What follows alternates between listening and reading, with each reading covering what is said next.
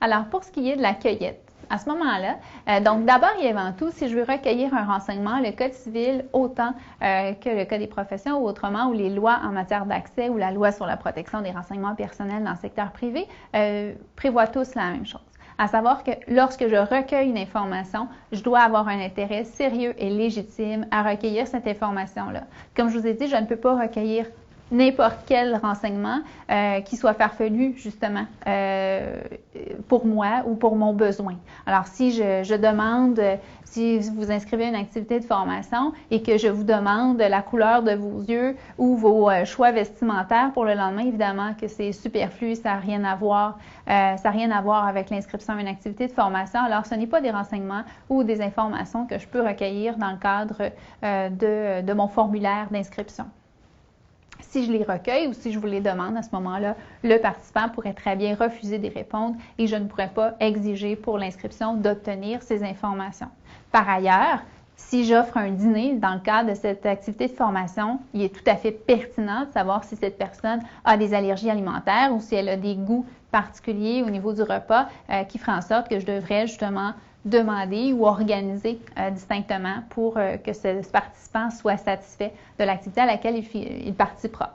Donc, à ce moment-là, ce sont des renseignements que je pourrais, à ce moment-là, exiger.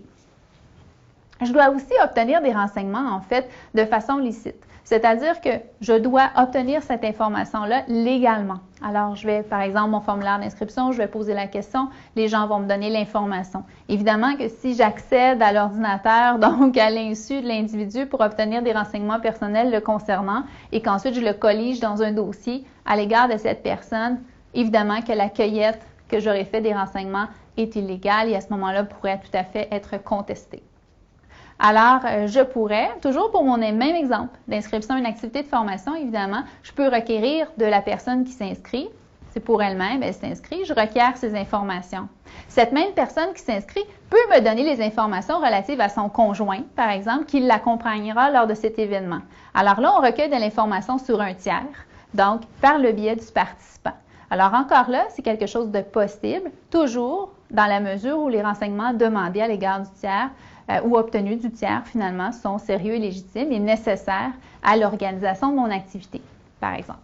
Lorsque je recueille des informations, je dois dire ce que je ferai avec ces informations-là. Évidemment, dans le cadre d'un formulaire d'inscription, évidemment, le motif, il est évident, à savoir que l'information me servira à organiser l'activité. Si je souhaite utiliser cette information-là autrement, c'est-à-dire si je veux solliciter ces gens par la suite afin de les inviter à une autre activité de formation ou encore que je transmettrai cette liste de participants à un tiers, à une entreprise privée ou autrement, je dois le dire.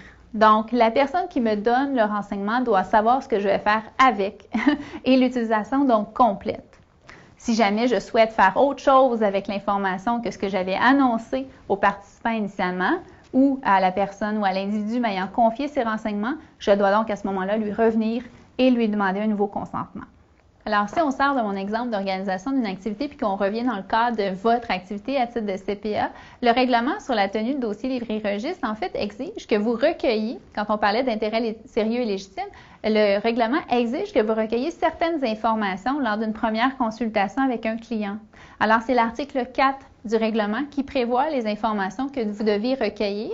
Alors, l'article 4, notamment, vous devez aller chercher le nom du client, son adresse, le numéro de téléphone, et lui donner certaines informations à l'égard du mandat qui vous a été confié et tout ça. Alors, ce sont des renseignements personnels qui sont confidentiels. Alors, ce qui est important, c'est que dans le cadre de votre cabinet et tout ça, je vous ai dit tout à l'heure qu'à titre de membre, vous êtes visé aussi par une obligation de confidentialité beaucoup plus large, eu égard aux renseignements personnels qui vous sont confiés. Alors, il y a la notion de secret professionnel qui est très précise, mais il y a la notion donc d'obligation de confidentialité des informations ou des renseignements qui vous sont confiés dans le cadre de l'exercice de votre profession de façon générale. Alors, il est important, lorsque vous exercez en cabinet ou comme praticien seul, d'aviser les membres de votre équipe des obligations qui vous sont attribuées. Alors, à titre de membre CPA, vous devez vous assurer que toute votre équipe, que ce soit l'adjoint, l'adjointe, donc vos stagiaires ou encore les gens qui évoluent au sein de votre bureau si vous partagez les bureaux dans lesquels vous exercez, doivent à ce moment-là connaître vos obligations et connaître les moyens aussi pour préserver les informations que vous aurez recueillies.